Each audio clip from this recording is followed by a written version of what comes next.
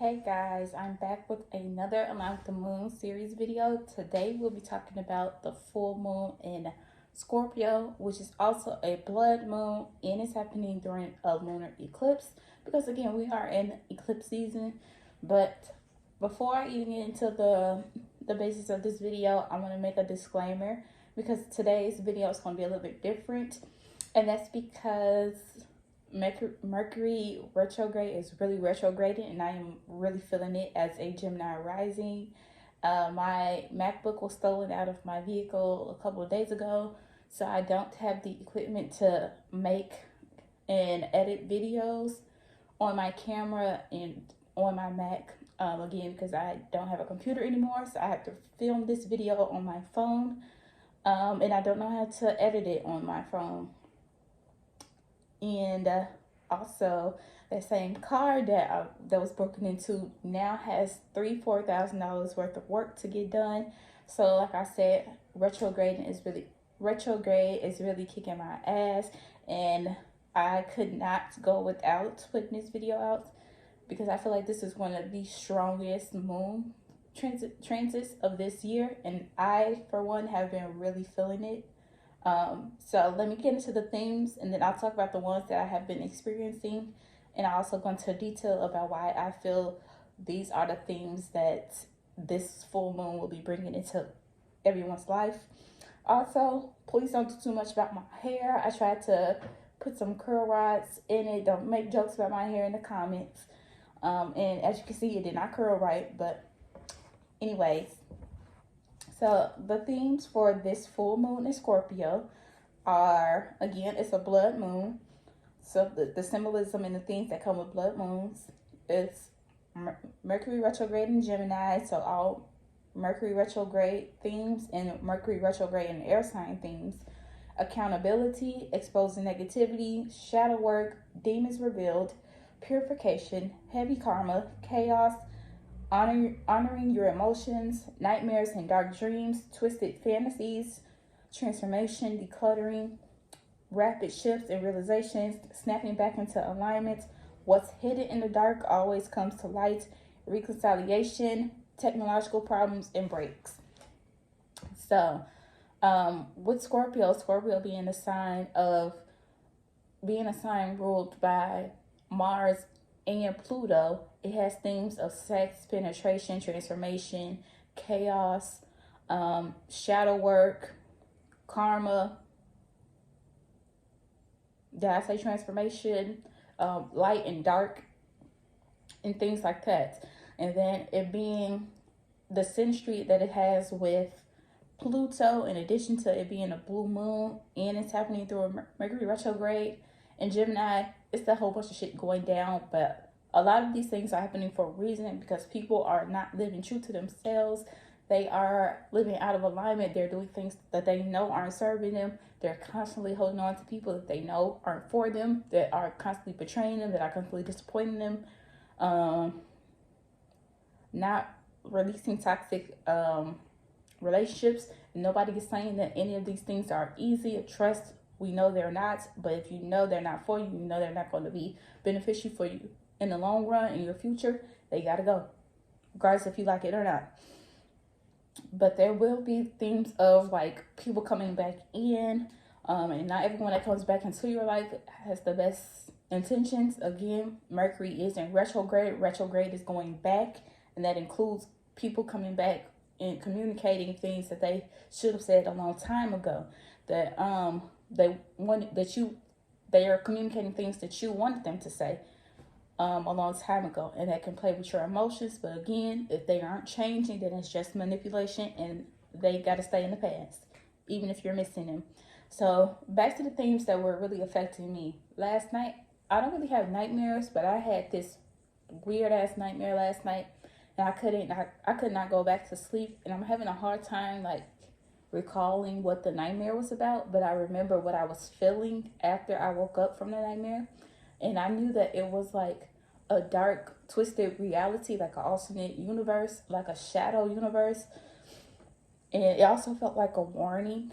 And I know I have been struggling with like living true to my path, and after taking my break and go into hermit mode, I'm having a hard time getting back into the patterns and the healthy lifestyle, the holistic lifestyle that I knew is for me. And there's some other stuff that goes into it, and I've been like avoiding it, but these full moons and these eclipses are getting so much louder. I know I can't keep playing games anymore. So I feel like that might be some things that a lot of people are experiencing at the same time. And then the what's hidden in the dark always comes to light. Again, I'm a spiritualist. I have this YouTube channel. I read tarot, and I know there's a lot of people in my life that probably aren't supportive of that, and they pretend to be, or they just play like it doesn't bother them. But I feel like the bigger this channel gets, the more active and productive I get into it, the more I will have to either choose between like my lifestyle, my calling, and the people that are in my life. And I feel like nobody should have to be put in that situation, but if it comes to that, then I'm just gonna follow my heart with that. And I advise everybody that's put in the same situation to do the same thing. Again, that's honoring your emotions and other themes. And then obviously, like I said, shadow work and demons revealed. This is a great time to work on yourself, on all sides of yourself, including your shadow side, and to purify the things that you know need to change, that are not serving you, that are not going to work, that are sabotaging you and your relationships and the things that are important to you.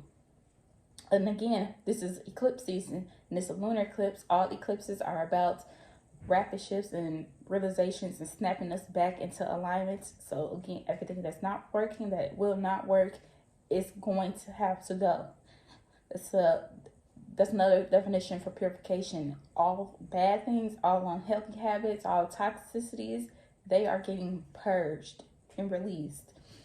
So it might feel like some harsh lessons and karma going on, but everything will work out for the best as long as you receive it as that and you keep it moving.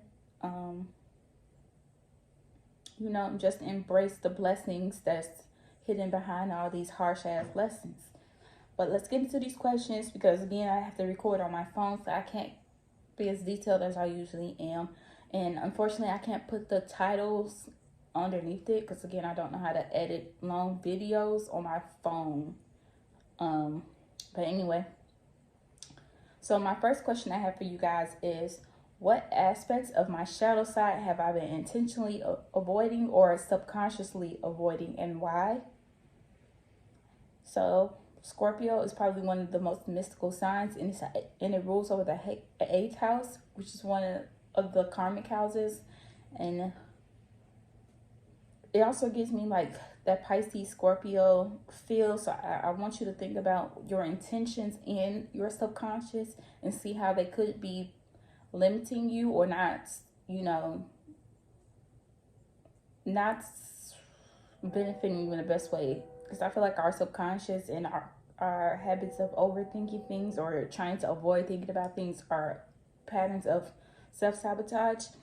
And if you're not like tending to, or if you're actively avoiding your shadow side, you're not really fully loving yourself and your entire being. So you're kind of like, in a way, sabotaging yourself or manipulating other people. And all parts of yourself, including your shadow side, is going to come out, especially during a time like this, when these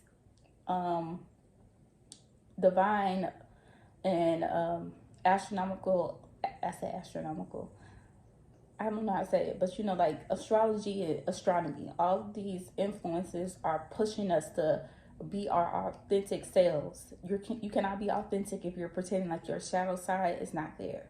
So on to question 2.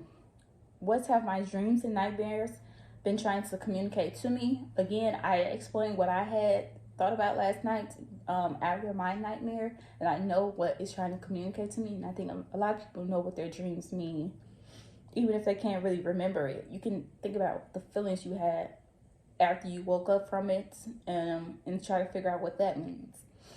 Question number 3. How have I or haven't I been properly using my resources, meaning your network, time, knowledge, money, energy, or possessions to move forward on my path? Again, how haven't I been properly using my resources to move forward on my path? I think that's pretty self-explanatory. Question number 4. My shadows are a part of me, like I said, which I am willing to accept and work on, and which am I willing to let go of? So the question was, my shadows are a part of me, which am I willing to accept and work on, and which am I willing to let go of? I feel like that's pretty self-explanatory too. And again, your shadows are your negative, the negative things or the bad things about your personality, about your character. It could be procrastination, it could be manipulation, it could be lying, it can be your mindset, an unhealthy mindset. It could be, I think I said self-sabotaging. It could be your darkness, your dark thoughts, things like that. Because not all of our negative or our not all of our shadow side has to be like frowned upon completely, and not all of our shadow sides, in my opinion, can be changed. Instead, they can be accepted and worked on and like balanced out. And the other parts we might be able to let go of, because they're just completely, it's nothing that you can do about that. Anyway, question number 5. What am I prepared or willing to let go of that is not okay? What am I prepared or willing to let go of that is likely not or will not be in alignment with me in a near future? Like I said, this Scorpio blood full moon is about purging and letting go. So I think it's important for you to really think about what you are willing to let go of now in the near future that is not going to be in alignment with your path that you're walking on. Question number 6. How can I balance the light and dark attributes of my personality and in my community? Everybody has their light and their dark sides. They should be coming to balance, not just within yourself, but within your community. How could you contribute to that balance? You don't have to necessarily, it's not all in your hands, but I do want you to think about in your community. How could you make other people feel comfortable with their darkness? How could you be more accepting of people's shadow sides? And like, how could it be like a safe space in the community where people can be okay with not always being good vibes all the time? Because that's not healthy. People should be able to express all emotions without being judged. Okay, so question number 7. What does my support system need? Who or what can I contribute to better my support system? And then question number 8. How am I transforming as my relationships transition? What or how are my relationships transitioning? I had to throw in a relationship question because I feel like Scorpio is a relationship sign for sure. And I really feel like these influences and the conjunctions and the synastry between the other planets in this full moon, it might be a good time to focus on relationships with such heavy emphasis on purging, on letting go, on transformation. Your relationships most definitely have enough impact, or your lack of relationships have an impact on you, and it's a good time to think about all of these relationships and how their progression is affecting you. But that's all the questions I have for you all today. I'm so sorry that this video can be more in depth because this is definitely a deep full moon, but I might return after I get a new computer and do some more analysis with you all. Let me know in the comments what you think, and if these themes are relevant to you, if you agree with them, and if you have been having similar experiences as I have. But don't forget to like, share, subscribe, and comment.